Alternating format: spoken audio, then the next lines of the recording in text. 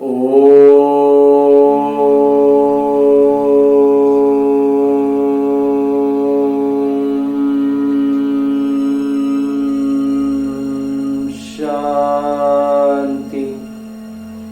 ओम शांति बाबा।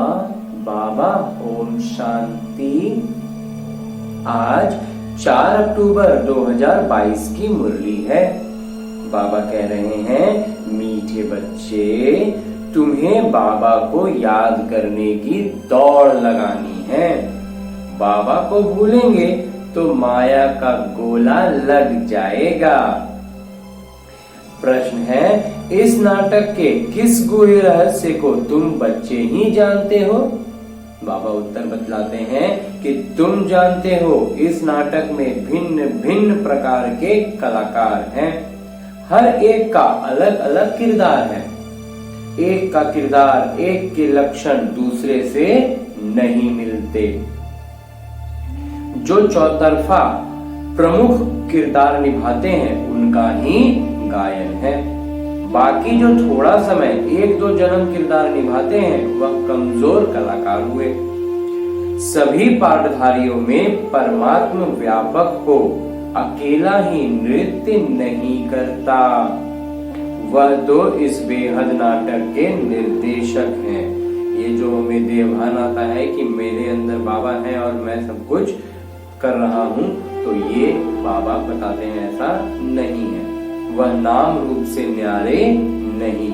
अगर न्यारे हो तो वह जो गायन है कि तुम्हारी गतमत तुम ही जानो, वह गलत हो जाए। ओम शांति। जैसे बाबा ने कहा कि मैं साधारण बूढ़े तन में आता हूँ, अर्थात जिसकी वानप्रस्थ में रहने की अवस्था होती है। वानप्रस्थ अर्थात वाणी से परे, वह तो निर्वाण धाम है। सुख धाम, दुख धाम अर्थात जहां मनुष्य रहते हैं। सुख धाम में मनुष्य रहते हैं, वहां उन्हों को सुख मिलता है, तो नाम सुख धाम रखा है। धाम में कोई रहते हैं। अच्छा, फिर शांति धाम कहते हैं, वहां तो मनुष्य रहने वाले नहीं हैं। शांति धाम कहने से फिर सिद्ध होता है वहां आत्माएं रहती हैं। वहां मनुष्य रह नहीं सकते। ऐसे नहीं कि मनुष्य सतयुग में शांति में रहते हैं तो कोई गुफा में रहते हैं, वह मन को अमन कर देते हैं। नहीं, वह तो है ही एक अद्वैत धर्म। द्वैत की बात नहीं। फिर जितने धर्म बढ़ते जाते हैं तो द्वैत बढ़ता जाता है।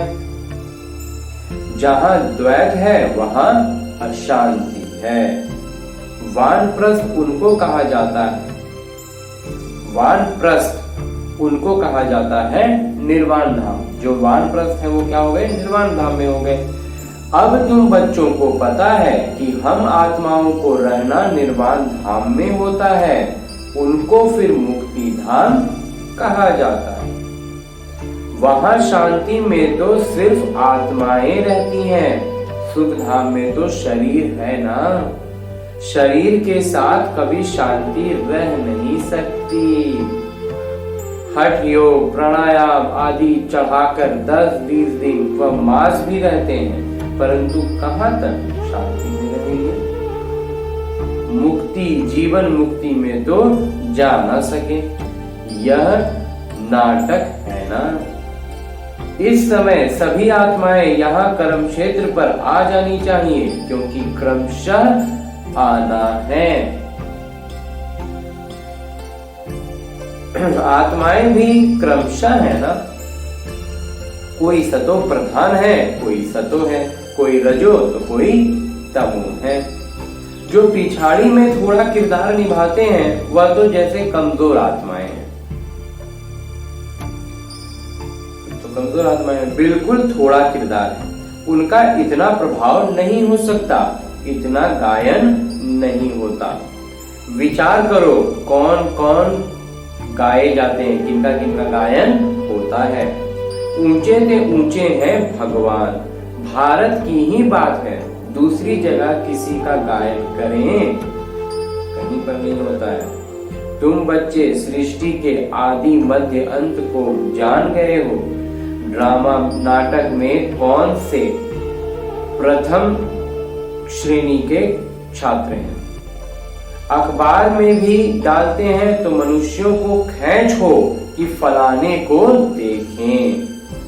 कोई को पता नहीं कि यह बेहद का 5000 वर्ष का नाटक है। विलायत वाले भी बहुत गपोड़े मारते हैं, सबसे ज्यादा यहाँ वाले गपोड़े मारते हैं। तो बाबा आकर हमको सारा ज्ञान देते हैं। तुम्हारी बुद्धि में यह जरूर बैठना चाहिए, मुख्य रचयिता, निर्देशक, प्रधान कलाकार कौन है? शिव बाबा। वही ज्ञानवान समृद्ध हैं। हम शिव बाबा को एक कलाकार कह सकते हैं। मनुष्य तो कहते हैं कि वह कभी कलाकारी करते ही नहीं, वह नाम रूप से न्यारे हैं। फिर कहते हैं वह तो सर्वव्यापी हैं। तो क्या एक ही कलाकार है जो सब में नृत्य करता है? नहीं, यह तो हर एक की एक कला का भिन्न भिन्न, क्योंकि हर एक का अलग अलग किरदार है, एक न मिले दूसरे से। कितने अनेक मनुष्य हैं, एक के लक्षण दूसरे से मिल नहीं सकते। बच्चे जानते हैं यह नाटक, विश्व नाटक जो है, ये हूबहू दोहराया जाता है। तुम्हारे पास गीत भी है कि फिर से गीता का ज्ञान सुनाना पड़ा। बाबा कहते हैं मैं तुमको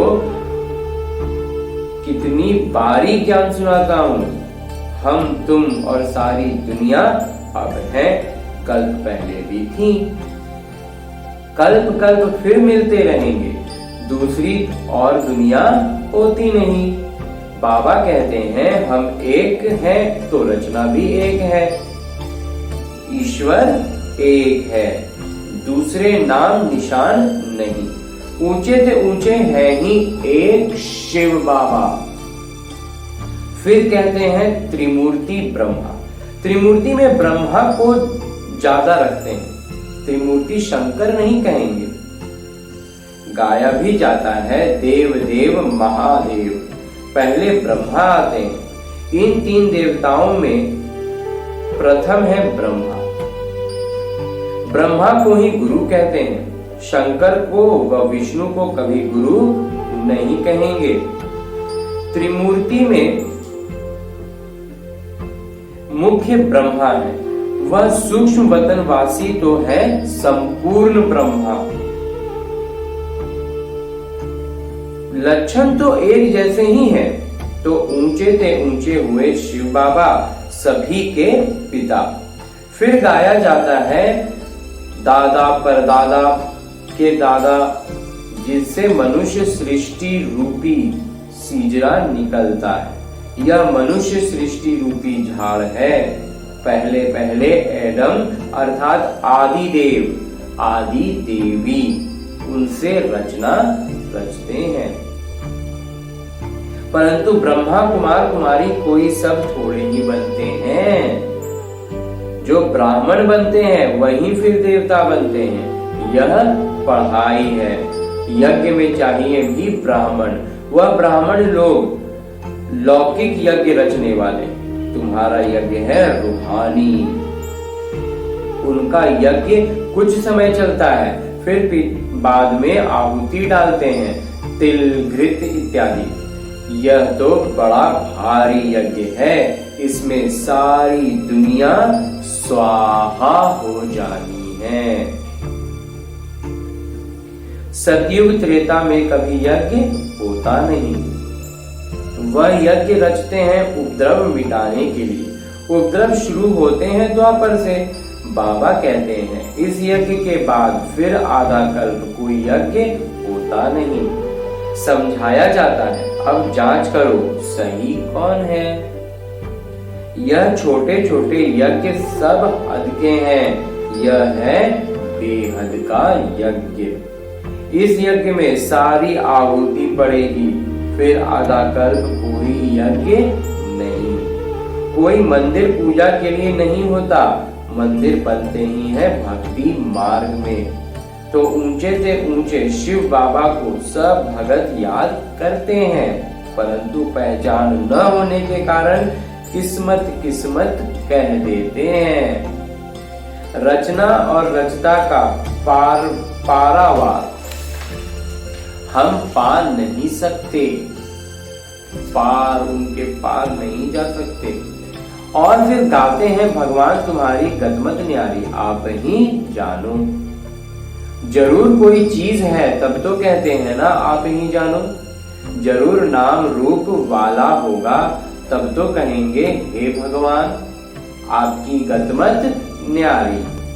परंतु मनुष्य तो इसका अर्थ समझते नहीं है। बाबा समझाते हैं मेरी मत सबसे न्यारी है। तुमको शूद्र से ब्राह्मण बनाकर फिर श्रेष्ठ देवता बनाता हूँ। जीवन मुक्ति दाता हूँ, मैं सर्व का मुक्ति दाता हूँ। कलयुग पूरे हो फिर सतयुग होता है, सतयुग में दुख की बात होती नहीं।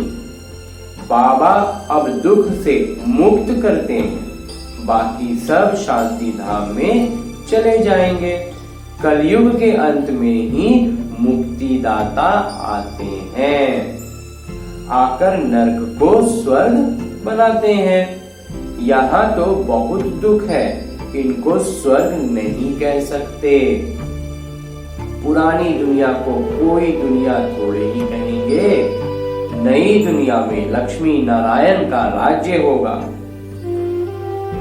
पुरानी दुनिया में क्या लगा पड़ा है, फिर नई दुनिया बनती है। ऊंचे से ऊंचे बाबा ही आकर पुरानी दुनिया से नई दुनिया बनाते हैं।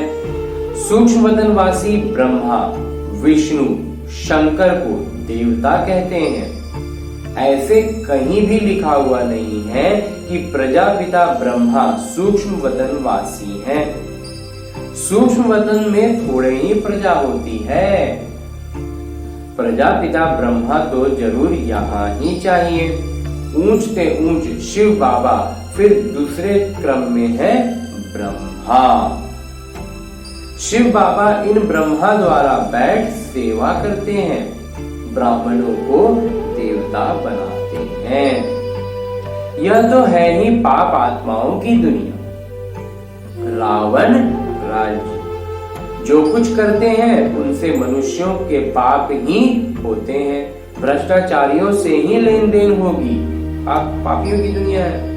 भ्रष्टाचार शुरू होता है द्वापर से, फिर अंत में बाबा आकर महान श्रेष्ठाचारी बनाते हैं। कला कमती होने में 5000 वर्ष लगते हैं। जो श्रेष्ठ से श्रेष्ठ देवता थे वही फिर नीचे उतरते हैं। यह खेल ही ऐसा है। कितनी अच्छी रीति बाबा बैठ समझाते हैं। कोई बैठ समझे तो अच्छी तरह से समझ सकते हैं। विद्यालय में भी सब एक जैसे अंक तो नहीं लाते हैं। 2 छात्रों को 99 अंक मिल नहीं सकते। कक्षा में एक दूसरे के ऊपर थोड़े ही बैठेंगे। घोड़ों की भी दौड़ होती है, उसमें भी एक जैसे 2 नहीं होते। इसका नाम रखा है राजस्व अश्वमेध। अश्व कहा जाता है घोड़े को। तुम हो रूहानी घोड़े।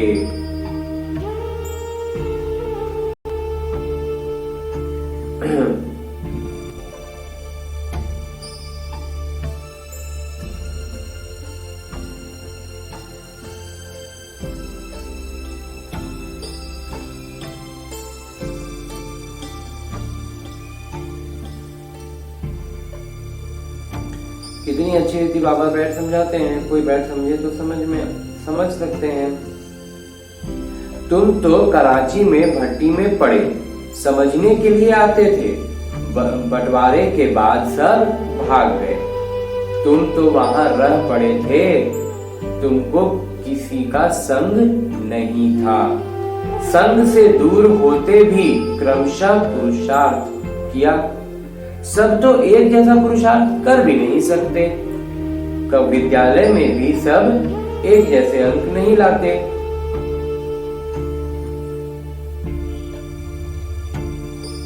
घोड़ों में तुम हो रूहानी घोड़े।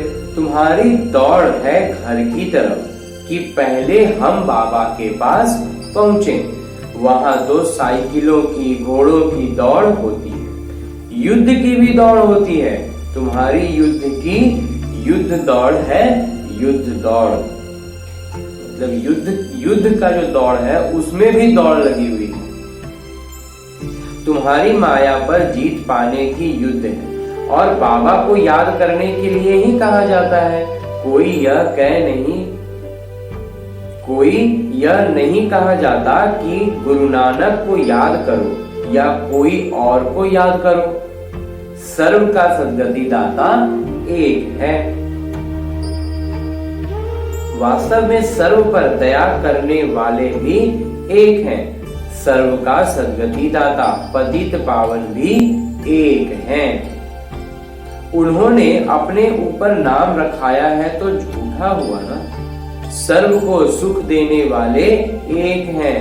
सुख धाम में भी बाबा ही ले जाते हैं। बाबा ही ले जाते हैं तो बाबा से ही सुख धाम का वर्षा लेना चाहिए। आधा कल्प रावण ने श्राप दिया, अब बाबा से वर्षा लो।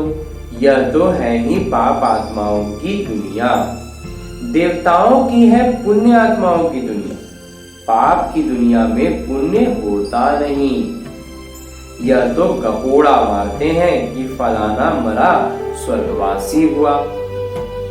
अरे स्वर्ग है ही नहीं तो फिर स्वर्ग में जन्म कैसे मिलेगा? यह भी समझने वाले समझें। समझने के लिए कोई यहाँ बैठना नहीं है। भल विलायत में रहो परंतु 7 रोज बाबा के संग में जरूर रहना पड़े, क्योंकि संग तारे कुसंग बोरे।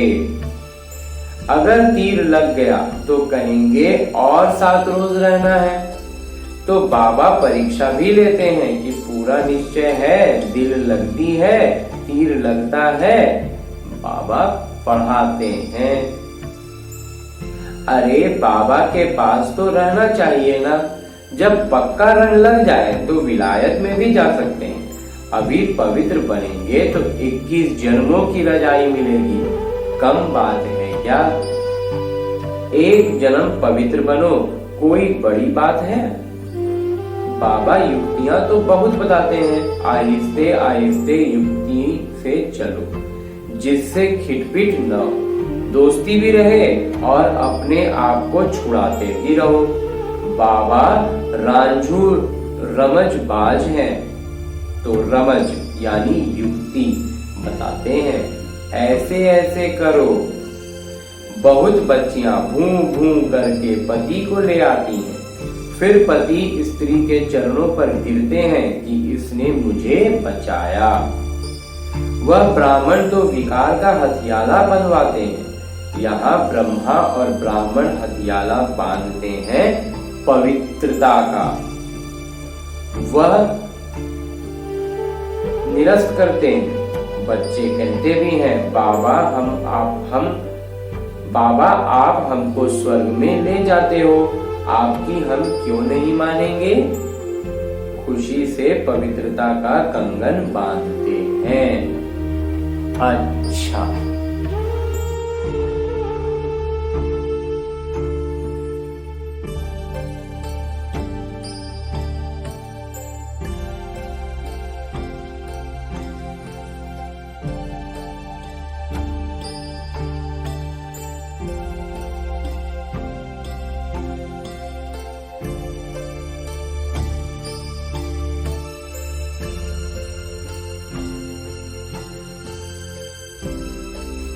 मीठे मीठे सिकिलदे बच्चों प्रति माता पिता बाबा का याद प्यार और आशीर्वाद। रूहानी बाबा की रूहानी बच्चों को नमस्ते।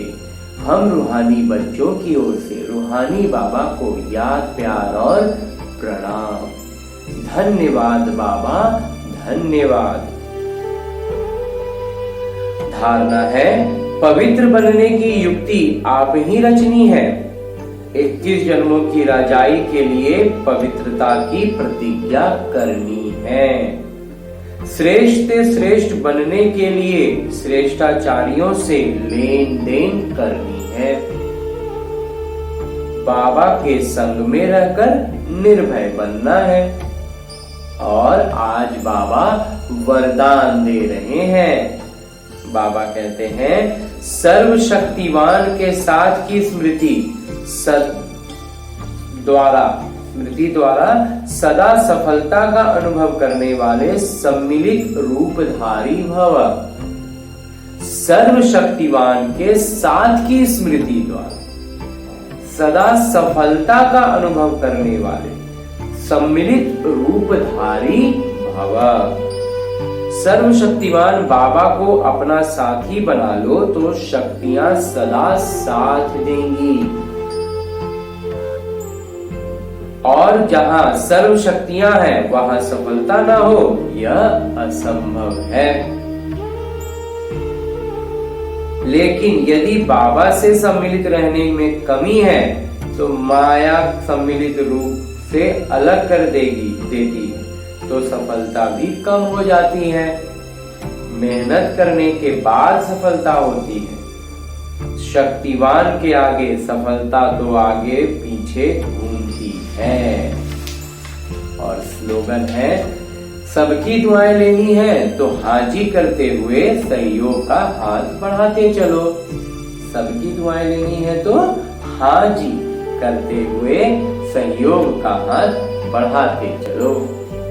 ओम शांति बाबा। बाबा ओम शांति। ओम